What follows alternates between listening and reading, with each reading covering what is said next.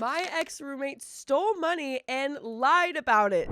Confront her about that. Posting this about my friend C, who I'm currently caring for. This story isn't just his word. I've been helping him with paperwork and going through the downloaded Instagram conversations, messages with legal aid, and emails between his ex-housemates and his disability advocate. Oh, wow. This is in Victoria, Australia. Rental bond is similar to an American deposit, what you pay when you move into a rental place. By the way, this comes from Plankton Electronics 61, and if you want to submit your own stories, go to the r/OKStorytime subreddit. And I'm Angie. I'm Carly. And we're here to give good advice goofily, but we don't have all the answers. We're just going to guess what we would do in this situation, so let us know what you would do in the comments. So, OP says, Sai is physically disabled and on Centrelink. Last October, Sai answered a housemate ad and moved in with an engaged couple, B and Riley, who both use they them pronouns. Sai paid bond and rent right away to B.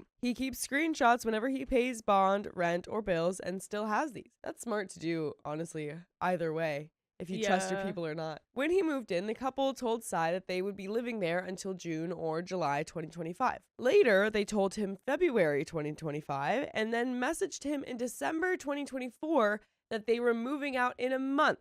Sai had to scramble to find a place in time and ended up in a boarding house that was unsuitable for his disabilities. He is now living somewhere safe. Around this time, B and Riley posted on social media that they had bought a house. The couple told Sai that the real estate were being difficult and not giving the bond back. In Victoria, if the real estate or landlord doesn't return a tenant's bond, the tenants can apply for bond return via VCAT, which is the rental tribunal. Sai suggested VCAT, and the couple said that they were going to apply but couldn't afford it. Sai offered to pay for it because he desperately needed his bond money back, but the couple told him he wasn't actually on the lease, so he couldn't do anything. Huh? I'm sorry?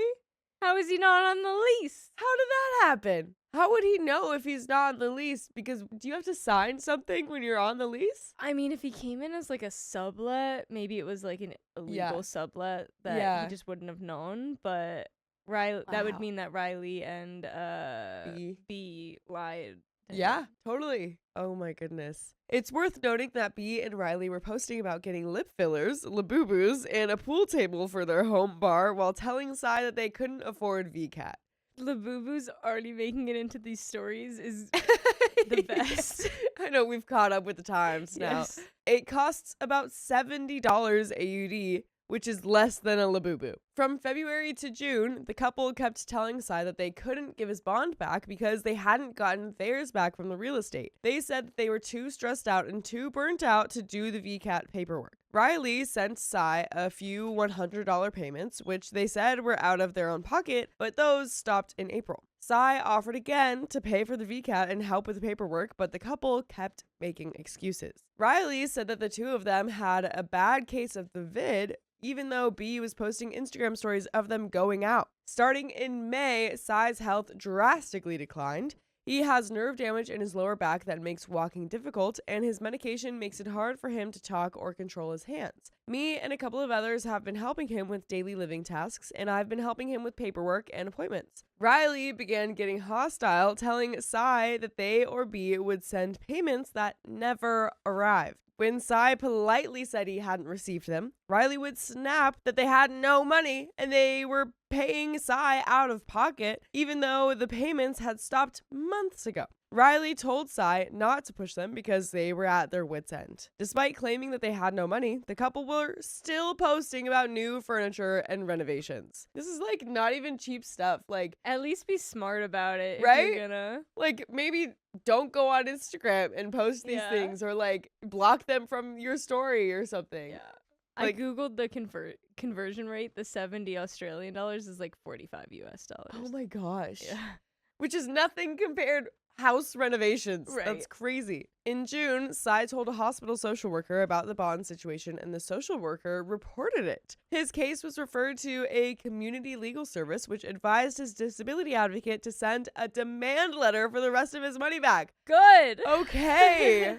We're getting some legal action here. There we go. Thank goodness. At that point, everyone thought B and Riley had gotten their bond back. A VCAT is usually done 2 weeks after leaving a property, not 5 months later. The real estate agency was contacted, and it turned out B and Riley didn't get their bond back because of rental arrears. They hadn't been paying rent, but they were still taking his rent money. Yeah.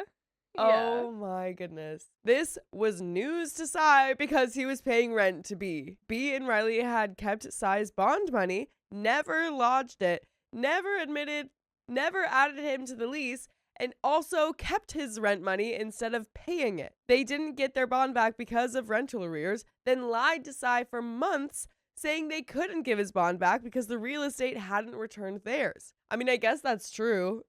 They didn't receive their bond back, but yeah, it's a little bit of a white lie. Pay this man his money back. Yes. You guys suck. Oh my goodness. Like, if you're getting extra money from someone that you're screwing over, at least use that to pay the rent. Right. Come on. How were you not even paying the rent? Right. They had known all along that they weren't getting their bond back and misled Cy by claiming they were paying him back out of their own pocket when his money had already gone into their pockets. Additionally, B had sent Cy messages they claimed were from the real estate agent, but when contacted, the agent said she had never said those things. This is... they're messing everything up, these guys. I'm so worried for you, Cy. I know. I mean, at least Cy seems to have a lot of, like, legal people behind him, you know? Yeah, for sure. I'm just wondering... And I guess he also did take, like, very good pictures and, like, documentation of everything. Yeah. So, yeah, it could work out, actually. I have hope. And, like, the real estate agent could say something, too. Yeah. Let's see. Cy's advocate sent B and Riley the demand letter via email. They replied by claiming Cy never cleaned and that he did nothing around the house. Well, now that doesn't really let you keep his rent, though. Yeah, absolutely not. Like, there's no lease agreement about that. Sorry, the disabled tenant with nerve damage in his back couldn't clean how much you wanted him to. Right. And I'm sure he still did anyway. Right. Yeah, I don't believe anything that Riley and B say. Yeah. Then they claimed Cy trashed the place before he left. Days later, Riley claimed that they had talked to Cy about paying some costs, and Cy had refused. The advocate knew they were lying and trying to muddy the waters. The downloaded share house messages contained conversations about Cy cleaning, doing chores, and mowing. Oh my gosh. He was mowing while disabled? How do you do that? That's crazy. The conversations after they all moved out were about the bond, with no mention of any cleaning that Cy didn't do. Instead, there were messages of Cy offering to pay for the VCAT so they could all get their bond back. When Cy was reading the emails, he confirmed that he did clean and do chores and that the conversations Riley mentioned never happened. B and Riley also said it was Cy's fault that he wasn't on the lease, which is ridiculous because even if that were true, it's still illegal for them not to return his bond money. If they had added Cy to the lease, he would have done a VCAT and found out much sooner about the rental arrears. In between attacking Cy, the couple said it was unfair for the advocate to take legal action if they didn't return Cy's money. They never mentioned how fair it was for them to take and spend his money and lie to him about it for months. They also treated the disability advocate the same way they treated Cy, promising payments that never came. Riley offered to pay Cy back $50 a fortnight, and the advocate agreed. Riley sent one $50 payment and then stopped. When the advocate emailed to remind them of their agreement, they ignored her. This is the scummiest thing I've ever witnessed. They sprung it on Cy that they were moving out, leaving him scrambling for housing in a crisis. They lied to him about his bond money for months, claimed they were too stressed or broke to do the VCAT even when Cy offered to pay for it and handle the paperwork, and kept promising payments that never came. They lied to a disability advocate about someone who can barely speak for himself. It's hard to get much lower than that. We're going to a community legal advice again and small claims court when Cy's health improves. The case keeps getting bounced from service to service, and we're already drowning in paperwork for all his medical and daily living needs. A case manager just took over from the advocate this week, but we're not sure how much he can help. Any advice would be appreciated, and there is an update, but oh wow, boy. Wow. Do you have any advice for them at all?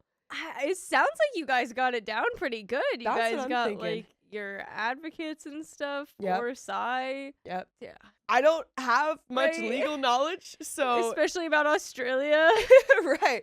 So like I don't know how, like, what else you could do, but yeah, it seems like you're doing the most you can. You've got everyone on your side. I feel like if you did take this to small claims court, you would definitely win. Yeah. And be It's fine. one of those things where it's like, you obviously haven't been the one doing anything wrong. Right. So, like, it seems pretty unlosable. Right, exactly. So I hope this update has as much hope as I do. So update. Firstly, Sai is doing much better lately. Okay. He now goes to a medical center closer to him than the hospital that he was previously at. He joined a few online communities and is trying to start a group for disabled people in our area to get community and give advice and recommendation. As for B and Riley, they paid Sai his money back. They apologized for lying to him for months and for lying about him to the disability advocate, and they both took full accountability for their actions. Okay. Wow. Okay. Opie says, nah, I'm just kidding. Yeah, I was scared of that. No! Instead, they posted online about going on vacation. Yes, despite claiming for months that they were too stressed to do the VCAT paperwork and too broke to return Sai's money, somehow B and Riley weren't too stressed or too broke to book and pay for flights and all other vacation costs. Just like when Riley told Sai that they and B had a bad case of the vid, and B was posting Instagram stories about going out the same day, magically cured. Someone should call the Vatican because these two are just constantly having miracles. We haven't heard anything from the case manager. Right now, we've still got appointments and daily living stuff, and Sai says he doesn't want to think about the couple anymore, so we're leaving it for now. We did file a police report about the situation. The police said that they couldn't charge the couple because it's a tenancy matter, but at least now there's a report if we do go to small claims court, or if B and Riley try to financially exploit another vulnerable person. The real estate agency aren't happy about being dragged into this over 8 months after the tenancy ended, but oh well, Sai didn't want to be a part of this either. The only people who wanted this to go on for so long are B and Riley because they still refuse to return Sai's money. Sai said he doesn't want to think about them anymore, so we're respecting his wishes. The main upsetting thing was Riley. Sai and Riley both came from the same home state and had similar rough upbringings. Sai had offered to pay and help Riley with filing the VCAT when Riley told him they were too stressed. Sai even looked after B and Riley's dog for free when they went on vacation over Christmas. And even after all that, Riley still lied to Sai for months, refused to return his money even knowing Sai was low income and desperately needed it, and smeared Sai to his disability advocate. Sai saw Riley as a friend and someone who had gone through similar things. Riley just saw Sai as someone to take advantage of. As I said before, it's hard to get lower. And to answer some questions I got on Reddit and Facebook, this post wasn't a dig at non-binary people. I did not read it like that at all. That's crazy. That is wild. Most of the people involved in this are queer, including me. That's how we all know each other. I have friends who know B and Riley, so that's how we knew what they had been posting. And by the way, you could always know what we're posting on Spotify, iHeartRadio, Apple Podcasts, or whatever your favorite podcast app is. Just search OK Storytime, and you're going to find all those full episodes of stories just like this one. And there is a little bit more to this story. But my goodness. Just the worst people that you could live with or know. Yeah. I know. I feel like they need to be taking screenshots of like all of the Instagram stories of the expensive things they're doing. I fully thought this whole time that they were posting that stuff with like knowing that Sai was like on their socials and stuff. Right. So I'm a little bit glad at least that they like thought they were clever enough to like get away with it. And they were like stupid. Good on your friends for reaching out and being like, hey, by the way, they're on vacation. Right. I'm glad that like the friends like OP of B and Riley are not, on also, their side. Like B and Riley. It's just interesting because we see so many stories where it's like, oh yeah, like these people are doing this to me, and like their whole friend circle is like on board with them and also against me.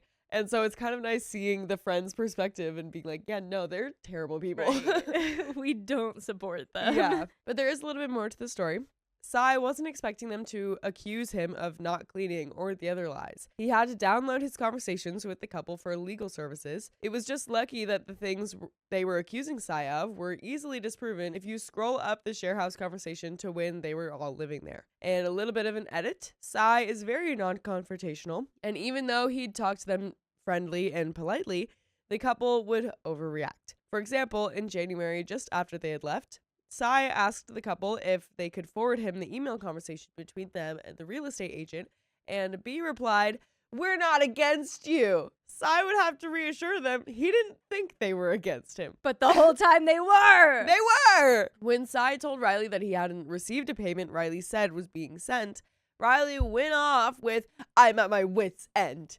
So Sai wasn't in a position to confront them and say, "You're clearly lying about the VCAT," or, "If you can afford to buy lip fillers each, you can afford to return my bond money." And that is the end of that story. I accidentally sent a message about my friend to her, and it turned into chaos. Maybe it's something she just needed to hear. I, 30 female, have been friends with Deb, 26 female, for almost 5 years. We met through our significant others, their brothers. We used to be super close, dinners, sleepovers, errands, you name it. I supported her through friendship, family, and relationship issues, but rarely leaned on her in return, mainly because it always seemed like she was going through something.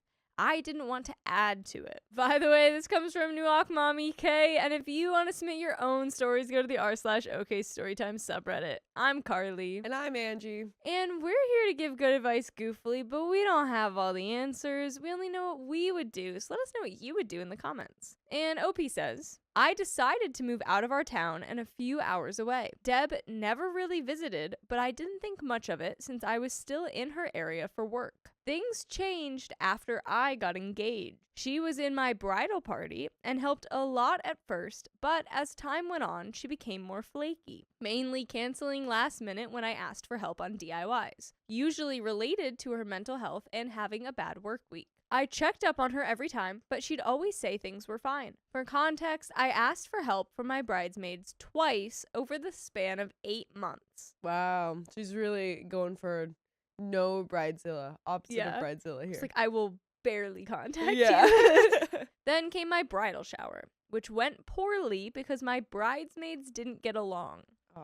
Clashing personalities and communication. It was clear that my bridesmaids didn't want to be around each other. It wasn't until I felt some tension when one of them told me privately. It resulted in one person going home early, some ganging up on others, and everyone throwing shade at one another. Who are your friends? How is that in like their first hangout? That's crazy. You guys don't even know each other. Pretend for an hour. Yeah. And I had to stay in the middle to play peacemaker. God. Naturally, I was upset by this. I vented to Deb afterward, she was my ride home, mainly about how sad and disappointed I was that no one could get along, and that no one bothered to tell me, not realizing she'd take it personally. Apparently, that was the start of her resentment. Months later, she grew distant, barely responding to texts, and ignoring me and my husband at family events. When I asked if something was wrong, she said no. But then I started to be more confrontational because I knew something was off. She said I was selfish, thought I was better than her, and never gave her closure from an old conversation about clothes I was donating and my cystic acne, weirdly enough. She said I chose this because I failed to speak to her about the bridal event after my initial venting, when in reality, I decided to just eventually move on from it and never speak about it again. I asked for examples where I spoke to her condescendingly, but she couldn't provide any. I also noticed she said a few other insulting things I personally wouldn't say to my friends. I apologized anyway, and we agreed to move forward, though things never felt the same. Since then, our conversations have been dry, and I've been the only one reaching out. I've started feeling like she only stays in touch when it's convenient. Fast forward a few months. She's now engaged to my brother-in-law. My husband and I moved even further away. I also had an emergency surgery and was in recovery for 6 weeks.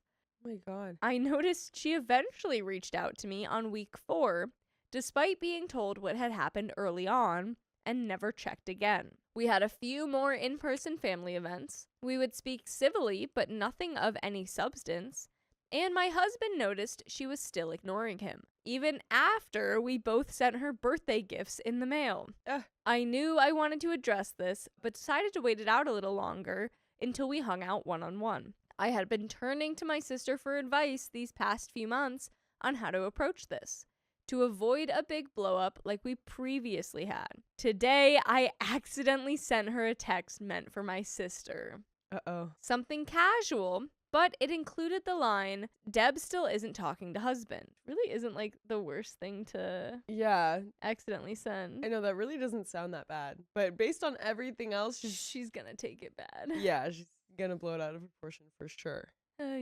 I realized it immediately, apologized twice, and explained the context. She's read everything but hasn't responded. I know it was wrong to send that message, and I know exactly how she's probably feeling. Hurt and disrespected. I would be feeling the same way. But I also felt like this friendship has been one-sided for a while. I'm wondering if I should try to fix this again or just let it go and accept that this friendship has run its course. We have some comments. Commenter 1, I would send one final message about how one-sided things have felt and let her know you're open to reconnecting, but ball's in her court. Personally, I don't understand why she's resentful at all. She needs to communicate better. OP responds, I sent one final message after realizing my mistake, basically apologizing to not have spoken to her earlier about this and going to my sister first. I'm also stating I'm more than willing to chat more about this when she's ready. So the ball's in her court. Last time she sat on the message for a week or two, then agreed to a phone call. Commenter 2, I may be totally off base here, but I kind of get the impression that you don't want to fix things, and you're maybe seeking validation to let this friendship fade out. Which I understand, because it's tough to let someone go who was once so close to you. But it is a part of life. Not every friendship is forever. You can still be cordial with her and catch up at family events, but you're totally justified in stepping back if this friendship is not bringing you joy anymore. Opie says, now that you've pointed it out, you may be correct. I didn't think about it like that. I think up until this point, I kept holding on to the first few years of our friendship because I knew what type of friendship we were capable of having. I thought I knew that she wasn't this person that I'm seeing now. I think I was hoping she was just going through something for a while and would reach out when she was ready, mainly because we would speak. She'd always have something going on. But I'm starting to think that isn't the case. Grieving failing relationships is hard. We have an update, though. Oh boy. What a messy situation. Messy.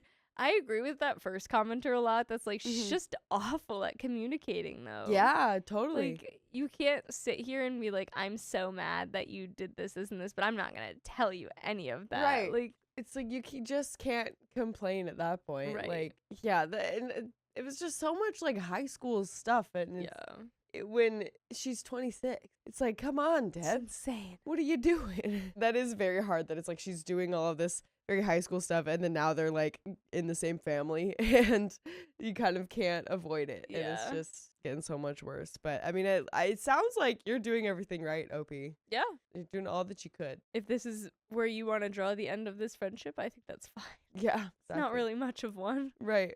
Update. After apologizing to Deb, I decided not to reach out again and let her come to me if she wanted to talk. I'd already been coming to terms with the idea that this friendship is done and that I made my peace. Then this evening, my brother-in-law, who I've never had issues with before, called my husband and completely went off, saying I'm a liar, manipulator, and a bunch of other names and stuff. He said they're cutting contact because I was gossiping about Deb with my sister, when I've really been turning to my sister for advice on how to move forward with Deb. They accused me of treating them badly since my bridal weekend. He also claimed that I've been throwing quiffs at them and talking down to them. From how he described things, it sounds like he didn't even read the text thread. Maybe just got a verbal summary. Sounds like it. Yeah. Probably not my smartest move, but I called him myself afterwards. I'm used to talking with him directly. We've known each other for 9 years. We actually stayed calm. I asked for specific examples of what I supposedly did because I genuinely couldn't think of anything that would justify what he was saying. He couldn't give me a single example. Keep in mind, Deb still hasn't spoken to me or responded to my texts. I told him I had given Deb multiple chances to air out any lingering issues during our last spat, which I had to encourage an actual conversation even then. And she said she'd gotten it all out of her system.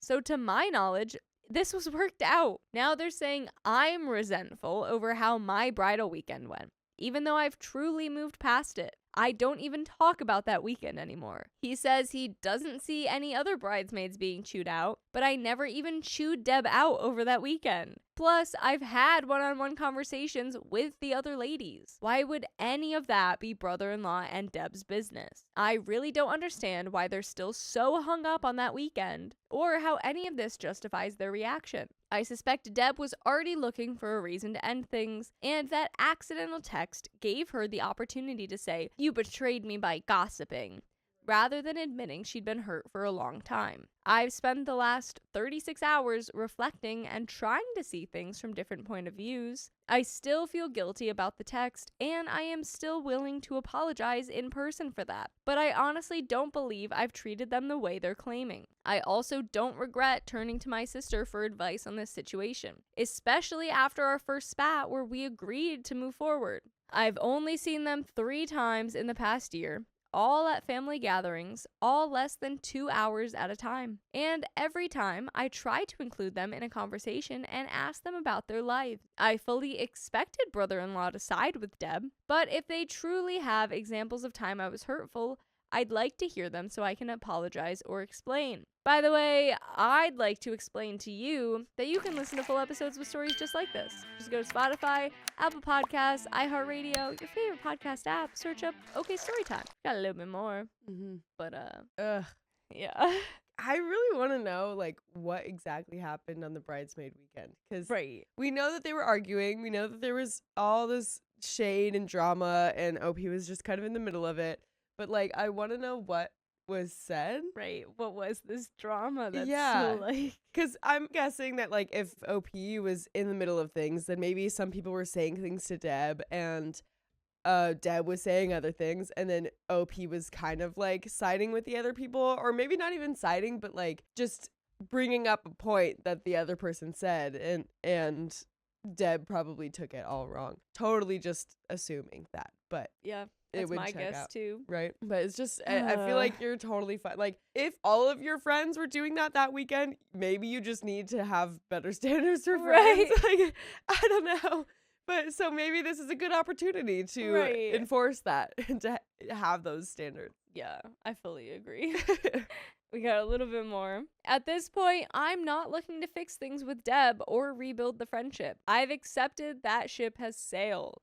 What I am trying to figure out is how to handle things moving forward in a calm and civil way, especially at family events. I don't want tension to spill over into the wider family or make things awkward for my husband. I guess I'm just feeling sad and disappointed that it ended like this after many years of effort, and I'm trying to find the balance between keeping my dignity and not holding on to bitterness. That's the end of that story.